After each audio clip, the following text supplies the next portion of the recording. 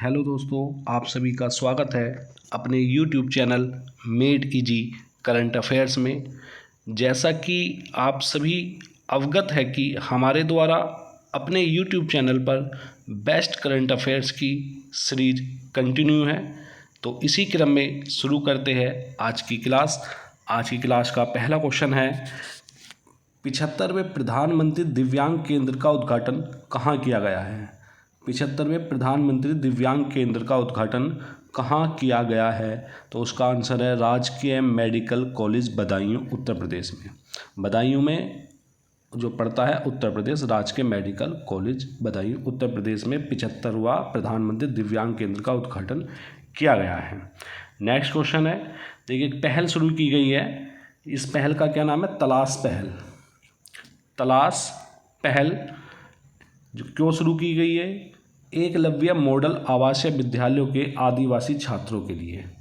ध्यान रखना, क्वेश्चन आ सकता है किसके लिए शुरू की गई? आदिवासी छात्रों के लिए ये तलाश पहल शुरू की गई है, एकलव्य मॉडल आवासीय विद्यालयों के आदिवासी छात्रों के लिए। और क्वेश्चन आ सकता है किस मंत्रालय द्वारा तलाश पहल शुरू की गई है? तो जनजातीय मामलों के मंत्रालय द्वारा यह पहल शुरू की गई है।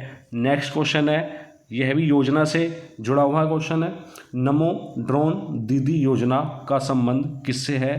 तो ध्यान रखना, यह ग्रामीण महिलाओं को आत्मनिर्भर बनाने से संबंधित है।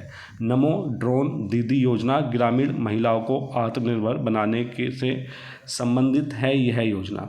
यह कृषि क्षेत्र में आधुनिक तकनीक को बढ़ावा देने हेतु इस योजना के तहत वर्ष 2023-24 से वर्ष 2025-26 तक की अवधि में इसमें महिलाओं को 15,000 ड्रोन जो महिला स्वयं सहायता समूहों को वितरित किए जाएंगे और इसके लिए 1261 करोड़ रुपए की राशि स्वीकृत की गई है। तो डायरेक्ट क्वेश्चन आ सकता है, नमो ड्रोन दीदी योजना का संबंध किससे है? तो कृषि क्षेत्र में ग्रामीण महिलाओं को आत्मनिर्भर बनाने से इसका संबंध है। नेक्स्ट क्वेश्चन, यह भी योजना से संबंधित है। PM दक्ष योजना का मुख्य उद्देश्य क्या है? PM दक्ष योजना का मुख्य उद्देश्य क्या है?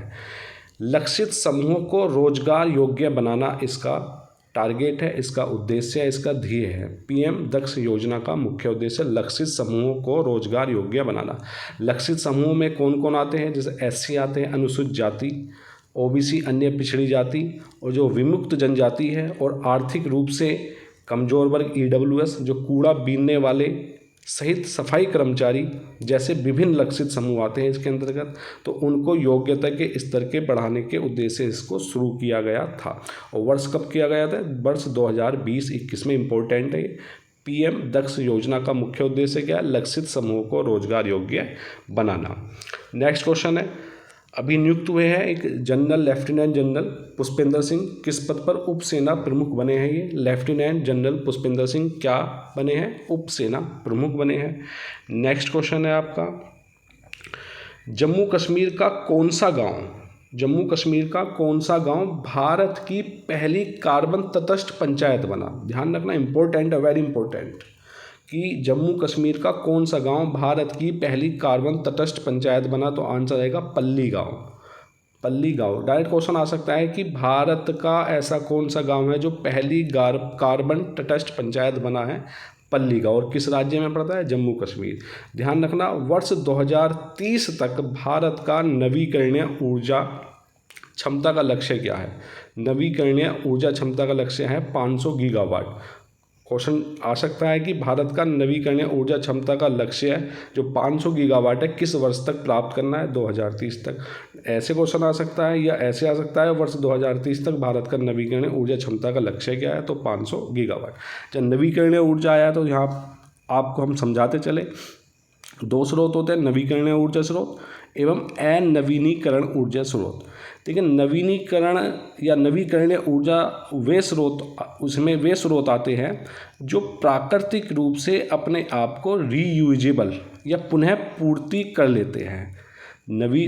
पुनः सुन लीजिए, नवीकरणीय ऊर्जा के अंतर्गत वे स्रोत आते हैं जो प्राकृतिक रूप से अपने आप को रीयूजेबल या पुनः पूर्ति कर लेते हैं एवं जिनका बार बार उपयोग किया जा सकता है, पुनः उपयोग किया जा सकता है, रीयूज हो सकते हैं।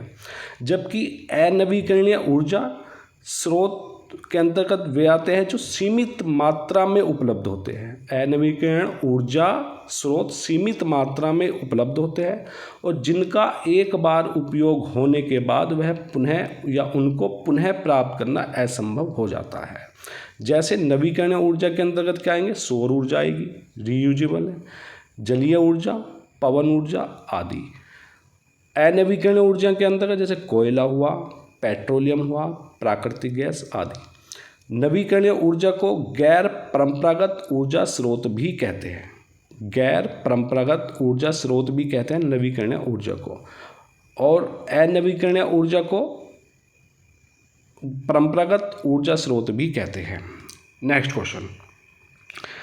क्वेश्चन है कि प्रधानमंत्री धन धान्य कृषि योजना को कितने जिलों में लागू करने की मंजूरी प्राप्त हुई है। प्रधानमंत्री धन धान्य कृषि योजना को कितने जिलों में लागू करने की मंजूरी प्राप्त हुई है, तो आंसर आएगा 100 जिले। और इससे लगभग प्रधानमंत्री धन धान्य कृषि योजना से लगभग 1,70,00,000 किसानों को लाभ मिलेगा। 1,70,00,000 किसानों को लगभग लाभ मिलेगा। यह योजना किन जिलों में लागू की गई है? जिन जिलों में कम फसल उत्पादन होता है उन जिलों में यह योजना शुरू की गई है, प्रधानमंत्री धन धान्य कृषि योजना। नेक्स्ट क्वेश्चन है, कोल इंडिया लिमिटेड की पहली पूरी तरह महिला संचालित डिस्पेंसरी कहाँ शुरू हुई है? कोल इंडिया लिमिटेड की पहली पूरी तरह महिला संचालित डिस्पेंसरी कहाँ शुरू हुई है? बिलासपुर, छत्तीसगढ़ में। नेक्स्ट क्वेश्चन है, इंपॉर्टेंट क्वेश्चन है नेक्स्ट। बिम्स्टेक बंदरगाह सम्मेलन 2025 का आयोजन कहाँ हुआ है? विशाखापत्तनम, आंध्र प्रदेश में। बिम्स्टेक बंदरगाह सम्मेलन 2025 का जो आयोजन हुआ है विशाखापट्टनम, आंध्र प्रदेश में हुआ। इसकी थीम क्या है, इसका विषय क्या था? भविष्य की दिशा तय करना, नीली अर्थव्यवस्था, नवाचार और सतत साझेदारी इसका विषय था। बिम्स्टेक में शामिल कौन कौन से देश होते हैं? याद अभी यहीं हो जाएगा आपको। Bangladesh, Bhutan, Bharat, Myanmar, Nepal, Sri Lanka, Thailand. ध्यान रखना बिम्स्टेक में कुल 7 देश शामिल हैं। इसको याद कैसे करेंगे? याद करने के लिए देखिए, बी से बांग्लादेश और भूटान हुआ, बांग्लादेश और भूटान।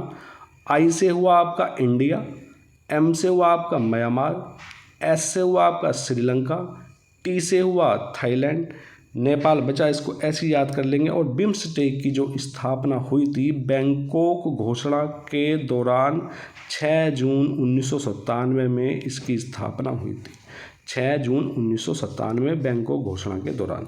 बिम्स्टेक का स्थायी सचिवालय कहाँ पर है? ढाका में। क्वेश्चन आ जाता है बिम्स्टेक का सचिवालय कहाँ है? ढाका, बांग्लादेश में। नेक्स्ट क्वेश्चन, महिला यूरो कप 2025 का खिताब किसने जीता? इंग्लैंड ने।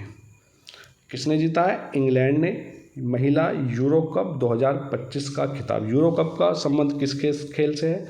ऑप्शन दे सकता है एग्जाम में, एसएससी में ज़्यादा आता है खेल से संबंधित, जैसे फुटबॉल हुआ, क्रिकेट हुआ, हॉकी हुआ, बैडमिंटन। तो यूरो कप का संबंध फुटबॉल से है।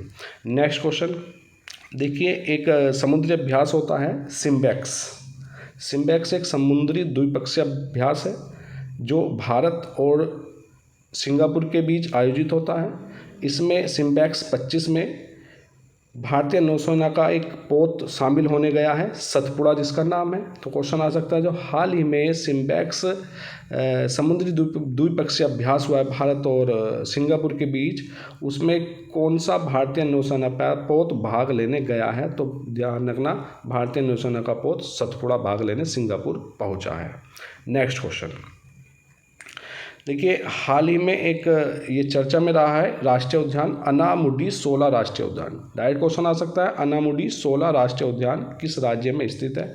तो केरल में, और केरल के इडुक्की जिले में यह स्थित है। यहाँ पर एक सड़क का निर्माण हो रहा था जो इसको बीच में ही रोक दिया गया है, जिससे जनजातीय बस्तियों तक पहुँच प्रभावित हुई है।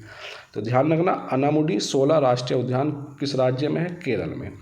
एक निसार क्या है ये देखिए, निसार जो है एक